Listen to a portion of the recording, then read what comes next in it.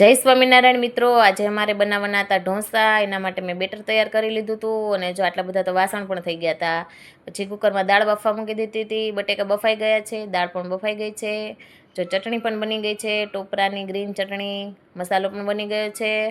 અને હવે દાળ માટે હમણાં વઘાર કરી નાખીએ, પછી ઢોસા બનાવવાનું ચાલુ કરી દઈએ. તો જો ઢોસા બનાવવાનું ચાલુ કરી દીધું છે. તવીને પહેલાં ઠંડી કરી દેવાની છે, પાણી લેવાનું અને ભીનું કપડું કરીને કોટનનું અને લૂછી નાખવાની. તો તવી છે થોડીક ઠંડી થઈ જાય ને એટલે પેપર મસ્ત બને. પછી અમે ઉપર તેલ નાખ્યું છે, બટર પણ નાખી શકો છો કોઈ પાસે અવેલેબલ હોય તો. અમારી પાસે આજે બટર અવેલેબલ નહોતું એટલે અમે તેલ નાખ્યું છે. પછી અમે બટેકાનો મસાલો બનાવ્યો, તો આમાં તમે પાલક પનીરના બનાવી શકો છો, મસાલાવાળા બનાવી શકો છો, પોતપોતાની ચોઈસથી બનાવી શકો છો.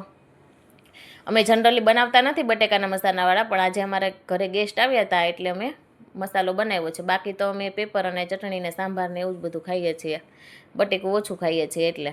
હવે જો લાડુબેન જમવા બેસી ગયા છે અને અમારે લક્ષીબેન પણ બેસી ગયા છે જમવા.